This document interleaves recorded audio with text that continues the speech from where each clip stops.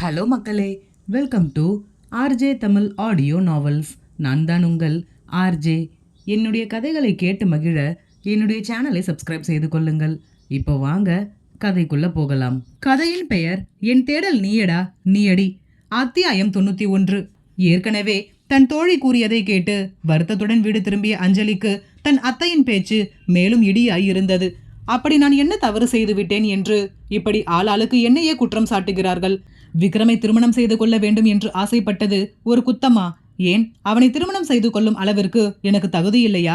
எப்படி பார்த்தாலும் ஒரு முறையில் நானும் அவனுக்கு அத்தை மகள்தானே என்று அவளின் மனம் சம்மதம் இல்லாமல் ஏதேதோ சிந்தித்தது. விக்னேஷ், வாஞ்சலி, ஏன் அங்கேயே நின்னுட்ட? உள்ளவா. அஞ்சலி வீட்டிற்குள் நுழைந்தவள், மாமா, நான் இங்க இருக்கிறது அத்தைக்கு பிடிக்கலையா என்றாள் எடுத்த எடுப்பிலேயே. விக்னேஷ், சேச்ச, அப்படியெல்லாம் எதுவும் இல்லை.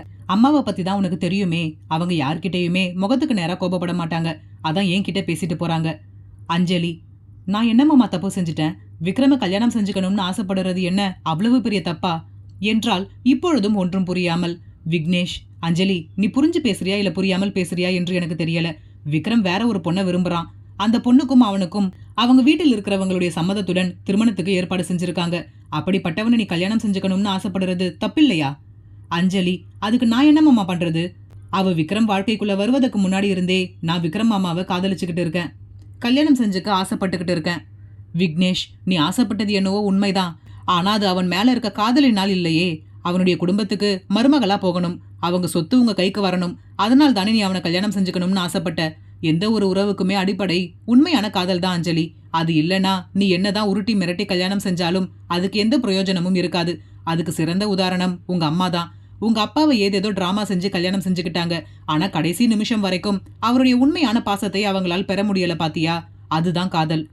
அஞ்சலி விக்னேஷின் வார்த்தையில் சிந்திக்க தொடங்கினாள்.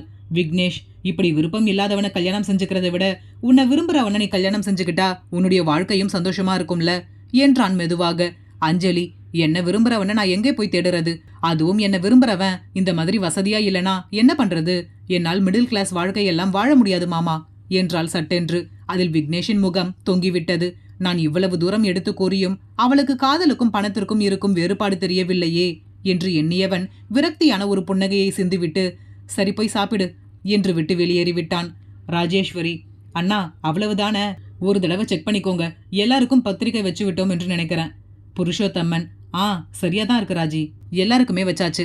ஸ்ரீ எதுவோ கூற வாயெடுத்தவள் பிறகு எதுவும் பேசாமல் அமைதியாகிவிட்டாள். அவளின் சம்பாஷணைகளை எல்லாம் கவனித்துக் கொண்டிருந்த விக்ரம் அவளின் காதில் கிசுகிசுப்பாக, என்னாச்சு? ஸ்ரீ, இல்ல, டாடிக்கும் இன்விடேஷன் வைக்கணும், அதான் என்று இழுத்தாள். விக்ரம், அவ்வளவுதானே, இதை நீயே மாமா கிட்ட சொல்லியிருக்கலாமே. ஸ்ரீ, இல்ல விக்ரம், டாடிக்கு இன்விடேஷன் வைக்கணும்னு சொன்னா அப்பா அதை எப்படி எடுத்துப்பாங்கன்னு தெரியலையே. விக்ரம், அதெல்லாம் அவங்க எதுவுமே தப்பா நினைச்சுக்க மாட்டாங்க. ஸ்ரீ, நீங்களே சொல்லுங்களேன். விக்ரம், மாம், அப்படியே அலாவுதீன் சாருக்கும் இன்விடேஷன் வைக்கணும். விக்ரமின் வார்த்தையில் புருஷோத்தம்மனின் கண்கள் ஸ்ரீயை தான் நோக்கியது. புருஷோத்தம்மன், இதை நீயே என்கிட்ட சொல்லியிருக்கலாமேமா. அவர் இப்படி கண்டுபிடிப்பார் என்று நினைக்காத ஸ்ரீ, இல்லப்பா, எல்லாருக்கும் இன்விடேஷன் வைக்கிறோம், அவங்களுக்கும் வச்சா நல்லா இருக்குமேனு தான் சொன்னேன். புருஷோத்தம்மன், அது எப்படிமா நான் அவருக்கு வைக்காமல் விட்டு விடுவேன்? என்ன இருந்தாலும் அவரும் உனக்கு அப்பா மாதிரி தானே என்றார் இன்முகமாக. இப்பொழுதுதான் ஸ்ரீக்கு சற்று மனம் லேசானது. விக்னேஷ், என்னை எதுக்காக பார்க்கணும்னு சொன்னீங்க? உங்களுக்கும் எனக்கும் பேசுறதுக்கு என்ன இருக்கு என்றான் முகத்தில் அடித்தது போல். ருக்மணி, என்னை மன்னிச்சிடு விக்னேஷ், எல்லா தப்புக்கும் நான் தான் காரணம். உங்க அப்பாவுடைய மனசில் தேவையில்லாத ஆசையை வளர்த்து பெரிய தப்பு செஞ்சுட்டேன். அப்போ இருந்த மனநிலையில் எனக்கு அது ஒரு தப்பாவே தெரியல. என்னுடைய வாழ்க்கை தான் முக்கியம்னு சுயநலமா யோசிச்சுட்டேன். ஆனா அதனால் ஒரு குடும்பமே அழிஞ்சிருக்கு என்பதை யோசிக்கிற அளவுக்கு எனக்கு நிதானம் இல்லை. ஆனால் இப்போது நினைச்சு வருத்தப்பட்டும் எந்த பிரயோஜனமும் இல்லை. காலம் ரொம்ப வேகமா ஓடிப்போச்சு என்றார் வருத்தமான குரலில். விக்னேஷ், இப்போ இதெல்லாம் எதுக்காக என்கிட்ட சொல்லிக்கிட்டு இருக்கீங்க? அதான் செய்ய வேண்டியது எல்லாத்தையும் அண்ணனும் தங்கச்சியும் சேர்ந்து செஞ்சிட்டீங்களே. இப்போ இதை பத்தி பேசுறதுக்கு என்ன இருக்கு என்றான் கோபமாக.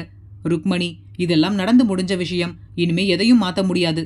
செஞ்ச தப்புக்கான தண்டனையையும் கடவுள் எங்களுக்கு கொடுத்துட்டான். நான் இப்போ உன்னை பார்க்கணும்னு சொன்னது வேற ஒரு விஷயத்துக்காக. விக்னேஷ் அவரை என்ன என்பது போல் ஒரு பார்வை பார்க்க, ருக்மணி தயக்கத்தோடு, அஞ்சலியை நீ கல்யாணம் செஞ்சுக்கிறியா? ருக்மணியின் கேள்வியில் திகைத்த விக்னேஷ் என்ன பதில் கூறுவது என்று தெரியாமல் நின்றிருந்தான். அவனின் மனதிலும் அஞ்சலி இருந்தால்தான், ஆனால் இப்பொழுது இருக்கிறாளா என்று கேட்டால் அது அவனுக்கே தெரியாது. மேலும் அவளின் மனதில் இன்னும் விக்ரம் தானே இருக்கிறான். அப்படி இருக்கும் பொழுது நான் எப்படி அவளை மணக்க முடியும் என்று எண்ணியவன் என்ன சொல்றீங்க நீங்க? ருக்மணி, அஞ்சலி சின்ன பொண்ணுப்பா, என்ன சொன்னாலும் புரிஞ்சுக்க மாட்டேங்கிறா. என்ன மாதிரி தேவையில்லாத ஆசையை வளர்த்து அவளுடைய வாழ்க்கையை அவளே நாசம் பண்ணிப்பாளோன்னு பயமா இருக்கு. ஒரு தடவை என்னால் நடந்த தப்பு மறுபடியும் அஞ்சலியால் நடக்கக்கூடாதுன்னு மனசு கிடந்து அடிச்சுக்குது. நான் சொன்னா அதவ கேட்குற மாதிரி இல்ல. அதான் உன்கிட்ட சொல்லலாம்னு கூப்பிட்டேன். இதற்கு எந்த பதிலும் அளிக்காமல் விக்னேஷ் மௌனமாக நின்றிருக்க, ருக்மணி, எனக்கு புரியுது, நான் நிறைய தப்பு செஞ்சிருக்கேன். என்னோட பொண்ணை எப்படி திருமணம் செய்வது என்று தானே யோசிக்கிற. அஞ்சலி ரொம்ப நல்ல பொண்ணு. அவளுடைய மனதில் அந்த ராஜேஸ்வரி குடும்பத்துக்கு மருமகளா போகணும்னு நான் சொன்னது ரொம்ப பதிஞ்சு போச்சு. அதனால தான் இப்படி எல்லாம் செஞ்சுக்கிட்டு இருக்கா. மற்றபடி அவ கெட்டவள் எல்லாம் கிடையாது. நீ அவளை கல்யாணம் செஞ்சுக்கிட்டா கண்டிப்பா அவ மனசு மாறும் என்ற நம்பிக்கை எனக்கு இருக்கு என்றார் மின்னும் கண்களுடன். விக்னேஷ் அவருக்கு எந்த ஒரு பதிலும் அளிக்காமல், நான் யோசிச்சு சொல்றேன் என்றவன் அங்கிருந்து கிளம்பிவிட்டான். செல்லும் வழி எங்கும் இதே சிந்தனைதான். இவனை எடுத்து கூறினாலும் அவளின் மனதை மாற்றிக்கொள்வதாக இல்லை. இந்த நிலையில் எப்படி அவளை நான் திருமணம் செய்வது? ஒரு மனம், அவள் உன்னுடைய அத்தை மகள் தானே. அது மட்டும் இல்லாமல் நீயும் அவளை காதலித்தாய் தானே. இப்போது அவளை மணக்க ஏன் இவ்வளவு யோசிக்கிறாய் என்று கேள்வி எழுப்பியது. ஆனால் அந்த கேள்விக்கான விடை விக்னேஷிடம் இல்லை. அவனுக்குமே ஏன் என்று புரியாத நிலைதான். ஏனோ அஞ்சலியை விட்டு அவன் மனம் சற்று தூரம் விலகிவிட்டது போல் தோன்றியது. விடிந்தால் திருமணம் என்ற நிலையில் ஸ்ரீ மிகவும் பூரிப்பாக அமர்ந்திருந்தாள். அவளை சுற்றிலும் அமர்ந்திருந்த அவளுடைய தோழிகள் அவளை கிண்டலும் கேலியும் செய்து கொண்டிருக்க அந்த இடமே கலகலத்து கொண்டிருந்தது. ஸ்ரீயின் தோழி ரூபி, பாத்தியாடி, நம்மளுக்கெல்லாம் தெரியாம இவ எவ்வளவு பெரிய வேலையை பார்த்திருக்கா என்றால் ஸ்ரீயை கிண்டல் செய்வது போல். ரம்யா, ஆமாண்டி, என்ன இருந்தாலும் ஸ்ரீ ரொம்ப மாறிட்டா. காலேஜ் படிக்கும் போதெல்லாம் நம்மளோட எவ்வளவு க்ளோஸா இருந்தா. ஆனா அவளுடைய லவ் மேட்டரையே நம்ம கிட்ட சொல்லாமல் மறைச்சிருக்கா பாத்தியா? ஹேமா, உங்களுக்காவது காலேஜ் படிக்கும்போது மட்டும்தான் கூட இருந்தா. ஆனா நான் ஆஃபீஸ்லயும் அவ கூடவே தான் இருந்தேன். எனக்கே அவளுக்கு கல்யாணமான விஷயம் லேட்டா தான் தெரிஞ்சது. ரூபி, சரியான ஆளு தாண்டி நீ. எல்லாரும் யாருக்கும் தெரியாமல் லவ் தான் பண்ணுவாங்க. ஆனா நீ யாருக்கும் தெரியாமல் கல்யாணத்தையே முடிச்சிட்ட என்று ஸ்ரீயை பார்த்து நகைத்தாள். ஸ்ரீ, எல்லாம் எதர்ச்சியா நடந்துச்சுடி, வேண்டும் என்று மறைக்கல என்றாள் சமாளிப்பாக. அப்பொழுது அங்கே வந்த அஞ்சலி, நான் உன்கிட்ட கொஞ்சம் பேசணும் என்றாள் ஸ்ரீயை பார்த்து. ஸ்ரீ அவளின் தோழிகளிடம், இருங்கடி, நான் போய் பேசிட்டு வந்துடுறேன் என்றவள் அஞ்சலியுடன் தனிமைக்காக சற்று தூரம் தள்ளி செல்ல, அஞ்சலி, என்ன நாளைக்கு உனக்கும் விக்ரம் மாமாவுக்கும் கல்யாணம்னு ரொம்ப சந்தோஷமா இருக்கியா என்றாள் கோபமாக. ஸ்ரீ, உன் அம்மாவை பாத்தியா? அஞ்சலி, என்ன இவ, நான் ஒன்னு கேட்டா இவ வேற எதுவோ பேசுறாளே என்று எண்ணியவள், அதை பத்தி உனக்கு என்ன? என்ன, எங்க அம்மா பண்ண தப்பு வெளியில் தெரிஞ்சதும் நீ ரொம்ப சந்தோஷப்படுறியா? ஸ்ரீ, என்ன இருந்தாலும் அவங்க உனக்கு அம்மா. மற்றவங்களுக்கு அவங்க துரோகம் செஞ்சிருந்தாலும் உனக்கு அவங்க துரோகம் நினைக்க மாட்டாங்க. எனக்கு உன்னுடைய சூழ்நிலை நல்லாவே புரியுது. நீ சின்ன பொண்ணு, இன்னும் வயசு இருக்கு. தேவையில்லாத எண்ணத்தை யோசிச்சுக்கிட்டு உன் வாழ்க்கையை வீணாக்கிக்காத. அஞ்சலிக்கு கோபத்தில் முகம் சிவக்க, எனக்கே அட்வைஸ் பண்றியா? எனக்கு அட்வைஸ் பண்ண நீ யாரு? தேடல் தொடரும். கதையின் பெயர் என் தேடல் நீயடா நீயடி. அத்தியாயம் 92, இறுதி அத்தியாயம். ஸ்ரீ, எனக்கு தோன்றியதை நான் சொன்னேன். என்ன இருந்தாலும் நீயும் எனக்கு ஒரு தங்கச்சி மாதிரி தானே. நீ இன்னும் சின்ன பொண்ணுதான். உனக்கு இப்போதான் 19 வயசாகுது. இந்த வயதில் எது சரி எது தப்பு என்று சரியாக முடிவு பண்ண முடியாது. அதனால் அவசரப்படாத. இன்னும் கொஞ்சம் நாள் ஆனது என்றால் உனக்கு எல்லாம் புரியும் என்றவள் அங்கிருந்து சென்று விட்டாள். உண்மையை சொல்ல போனால் அஞ்சலிக்கு இப்பொழுது எதுவுமே புரியவில்லை. குழம்பிய குட்டை போல்தான் அவளின் மனம் வெகுவாக குழம்பி போய் கிடந்தது. ஒரு புறம் தன் அத்தையின் பேச்சு, மற்றொரு புறம் தன் நண்பியின் நடவடிக்கை. இதில் தான் விக்ரமின் மீது ஆசைப்பட்டது தவறோ என்ற எண்ணமும் தோன்ற, ஆனாலும் ஏதோ ஒரு பிடிவாதம் விக்ரமை மணக்க வேண்டும் என்று அவளை தூண்டியது. யாரை பழிவாங்க அவனை மணக்க நினைக்கிறோம் என்றெல்லாம் தெரியவில்லை. மனதிற்குள் விக்ரமின் மேல் காதலும் இல்லை, எந்த ஒரு ஈடுபாடும் இல்லை. பிறகு எதற்காக விக்ரமை திருமணம் செய்ய வேண்டும் என்று நினைக்கிறோம் என்பது அவளுக்கே விடை தெரியாத ஒரு கேள்விதான். என்ன செய்வதென்று தெரியாமல் அந்த மொட்டை மாடியில் நின்றபடி வானத்து நட்சத்திரங்களை பார்த்தாள். வாழ்க்கையே வெறுமையாக இருப்பது போல் தோன்றியது. தன் தாயே இப்படி ஒரு காரியத்தை செய்த பிறகு யாரின் மீதும் அவளுக்கு பெரிதாக நம்பிக்கை இல்லை. அடுத்து என்ன என்று கூட தெரியாமல் கலங்கிய கண்களுடன் வானத்தையே வெறித்தபடி நின்றிருந்தாள். அப்பொழுது அவளின் மேல் எதுவோ ஒன்று விழுந்தது. அதில் சுதாரித்த அஞ்சலி தன்னை சுற்றி முற்றி பார்க்க யாருமே தென்படவில்லை. அவளின் மேல் பட்டு கீழே விழுந்து கிடந்த காகிதத்தை எடுத்து பிரித்து பார்த்தாள். அதில் நடப்பது அனைத்தும் நன்மைக்கே என்று எழுதியிருந்தது. இதை யார் எழுதியிருப்பார்கள் என்று சுற்றி முற்றி தன் கண்களால் தேடி பார்க்க அங்கே யாருமே இல்லை. யாரோ விளையாட்டாக செய்திருக்கிறார்கள் என்று எண்ணியவள் அந்த காகிதத்தை அப்படியே போட்டுவிட்டு கீழே இறங்கி சென்று விட்டாள். அவளை பின்தொடர்ந்து வந்த அந்த நபரும் அவளின் பின்னோடே சென்றான். ராஜேஸ்வரியும் புருஷோத்தம்மனும் முகம் கொள்ளா புன்னகையுடன் வந்தவர்களை உள்ளே வருமாறு அழைத்தபடி வாசலில் நின்றிருந்தனர். அப்பொழுது அலாவுதீனின் குடும்பம் மண்டபத்திற்குள் நுழைய, புருஷோத்தம்மன், வாங்க வாங்க, நேத்தே வருவீங்க என்று எதிர்பார்த்தேன். இப்படி யாரோ மாதிரி சரியான நேரத்துக்கு தான் வரணுமா என்றபடி அவர்களை உள்ளே அழைத்து சென்றார். அலாவுதீன், கொஞ்சம் வேலை அதிகமாயிருந்ததால் வர முடியல, வேற ஒண்ணுமில்ல என்றபடி அவருடன் நடந்தார். அனைவரும் பரபரப்பாக வந்தவர்களை உபசரிப்பதில் பிஸியாக இருந்தனர். முகூர்த்த நேரம் நெருங்கவும் ஐயர் மணமகனை அழைக்க விக்ரம் தன் நண்பன் அஸ்வினுடன் பட்டு வேட்டி சட்டையில் கம்பீரமாக நடந்து வந்து மணவரையில் அமர்ந்தான். ராஜேஸ்வரிக்கு மனம் குளிர்ந்து விட்டது. இந்த காட்சியை தானே பார்க்க தவறிவிட்டோம் என்று வெகுவாக வருந்தினார். இப்பொழுது தன் கண்முன்னேயே தன் மகனின் திருமணம் இவ்வளவு விமர்சையாக நடைபெறுவதை ஆனந்த கண்ணீருடன் பார்த்து கொண்டு நின்றிருந்தார். முதல் வரிசையில் தொழிலதிபர்களும் பல விஐபிகளும் அமர்ந்திருக்க கூட்டம் களை கட்டியது. பிறகு தேஜாஸ்ரீ ரியாவின் உதவியுடன் மணவரையை நோக்கி அழைத்து வரப்பட்டாள். இளஞ்சிவப்பு பட்டுடுத்தி மிதமான அலங்காரத்தில் தேவதை போல் விக்ரமின் அருகில் அமர்ந்தாள். மணவரையில் அமர்ந்த உடனேயே அவளின் கண்கள் தன்னை வளர்த்தவர்களை தான் தேடியது. நேற்று வரையிலுமே அவர்கள் வராமல் இருக்கவும், எங்கே வரமாட்டார்களோ என்று எண்ணியவளுக்கு முதல் இருக்கையிலேயே அவர்கள் அமர வைக்கப்பட்டிருக்கவும் அவர்களை பார்த்தவுடன் கண்கள் குளம் கட்டிவிட்டது. அதே நிலைதான் அலாவுதீனுக்கும் ஆயிஷாவிற்கும். தங்களின் மகளுக்கு திருமணம் அல்லவா? ஆனந்த கண்ணீரோடு பார்த்து கொண்டு அமர்ந்திருந்தனர். விக்ரம் ஸ்ரீயின் காதருகில் கார்ஜியஸ் என்றான் கிசுகிசுப்பாக. அதில் ஸ்ரீயின் கவனம் விக்ரமின் புறம் சாய, விக்ரமின் வார்த்தையில் வெட்கம் வேறு அழையா விருந்தாளியாக வந்துவிட்டது. அதில் அவளின் புடவைக்கு போட்டியாக அவளின் முகமும் சிவக்க விக்ரமினால் தன் பார்வையை அவளின் மேலிருந்து அகற்ற முடியாமல் திண்டாடி போனான். ஐயர் கெட்டிமேளம் கெட்டிமேளம் என்று உரக்க கூற மேளதாளங்கள் இசை முழங்க தேஜாஸ்ரீயை தன் சரி பாதியாக ஏற்றுக்கொண்டான் விக்ரம். அவளின் சங்கு கழுத்தில் மாங்கல்யத்தை பூட்டும் நொடியில், என்னுடைய தேடல் எனக்கு கிடைச்சிருச்சு, லவ் யூ ஸ்பார்க் என்றான் அவளின் கண்களை பார்த்து கொண்டே. தேஜாஸ்ரீ, எனக்கும் தான் என்றாள் வெட்க புன்னகையோடு. அந்த அழகிய தருணத்தை கேமராக்கள் தங்களுக்குள் அழகாக படம் பிடித்து கொள்ள ராஜேஸ்வரிக்கும் புருஷோத்தமனுக்கும் மேலும் அலாவுதீன் தம்பதியருக்கும் இந்த காட்சியை பார்த்ததும் மனம் நிறைந்து விட்டது. மனமாற அவர்களை வாழ்த்தினர். மாங்கல்யத்தை ஸ்ரீயின் கழுத்தில் அணிவித்து நிமிர்ந்த விக்ரமின் பார்வை தங்களுக்கு நேரே நிலை குத்தி இருக்க அவனின் பார்வை சென்ற திசையை நோக்கிய ஸ்ரீ அதிர்ச்சியாக பார்த்தாள். மண்டபத்தில் கூடியிருந்த அனைவருமே அதிர்ச்சியாக பார்க்க சிலர் தங்களுக்குள் ஏதேதோ சலசலத்தபடி பார்த்து கொண்டிருந்தனர். யாருமே எதிர்பார்க்காமல் நடந்த சம்பவத்தால் யாருக்குமே ஒன்றும் புரியவில்லை. ஏன் அஞ்சலிக்குமே இங்கு என்ன நடக்கிறது என்று ஒன்றும் புரியவில்லை. நேற்றைய இரவு ஸ்ரீயுடன் பேசிவிட்டு கீழே வந்தவளின் மனம் ஒரு நிலையிலேயே இல்லை. அடுத்து என்ன என்று புரியவில்லை. ஆனாலும் வீம்புக்காக விக்ரமை மணக்க வேண்டும் என்று பிதற்றிக் கொண்டிருந்தாள். அஞ்சலி, யார் என்ன சொன்னா என்ன, நான் ஒன்றும் தப்பு செய்யல. நாளைக்கு விக்ரம் மாமா அவ கழுத்தில் தாலி கட்டுறதுக்கு முன்னாடி நான் தற்கொலை செஞ்சுப்பேன்னு மிரட்டி அவரை ஏன் கழுத்தில் தாலி கட்ட வைக்கிறேன் என்று மனதிற்குள் நினைத்தபடி உறங்கச் சென்றாள். ஆனால் அவளை எதிர்பாராமல் விக்ரம் ஸ்ரீயின் கழுத்தில் மாங்கல்யத்தை அணிவித்த அந்த நொடி அஞ்சலியின் கழுத்தில் எதுவோ உரசுவது போல் உணர்ந்தவள் குனிந்து பார்க்க அவளின் கழுத்திலும் மாங்கல்யம் தொங்கிக் கொண்டிருந்தது. அதை பார்த்தவளிற்கு தன் கண்களையே நம்ப முடியவில்லை. என்ன இது என்று அதிர்ச்சி மாறாத பார்வையோடு திரும்பி பார்க்க அஞ்சலியின் அருகில் டேவிட் தான் நின்றிருந்தான். ஆம், டேவிட் அஞ்சலியை ஒரு தலையாக காதலிக்கிறான்.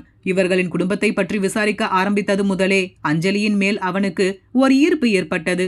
காலப்போக்கில் அது காதலாக மாற அஞ்சலியின் தற்போதைய மனநிலையை நன்கு அறிந்தவன் அவளுக்கு ஒரு நல்ல வாழ்க்கை துணையாக இருக்க எண்ணி அவளை மணந்து கொண்டான். இதை அங்கு இருந்த யாருமே எதிர்பார்க்கவில்லை. அஞ்சலி இவனை திரும்பி பார்த்தவளுக்கு இவன் யார் என்று கூட தெரியவில்லை. இயலாமையில் கண்களில் கண்ணீர் சுரந்தது. இப்படி யார் என்றே தெரியாத ஒருவன் தனக்கு மாங்கல்யத்தை அணிந்து விட்டானே என்று எண்ணியவளுக்கு கோபம், ஆத்திரம், அழுகை, இயலாமை என்று ஒன்றுடன் ஒன்று போட்டி போட அதை எப்படி வெளிப்படுத்துவது என்று தெரியாமல் கண்களில் நீர் பெருக்கெடுத்தது. Rajeswari, what is this David, என்ன காரியம் பண்றீங்க நீங்க என்றார் அதிர்ச்சியாக. புருஷோத்தம்மன், யாருப்பா நீ, யாரு என்ன என்று தெரியல, இப்படி நீ பாட்டுக்கு வந்து என் பொண்ணு கழுத்துல தாலி கட்டுறியே என்றார் கோபமாக. தனக்கு யாருமே இல்லை, தனக்கு ஒரு பிரச்சனை என்றால் இனி யாரும் தனக்கு துணை நிற்க மாட்டார்கள் என்று எண்ணிய அஞ்சலிக்கு இவர்களின் வார்த்தை பெரும் இதமாக இருந்தது. ஆனாலும் இந்த சூழலை எப்படி கையாள்வது என்று அவளுக்கு தெரியவில்லை. டேவிட், சாரி மேடம், நான் இவங்களை லவ் பண்றேன்.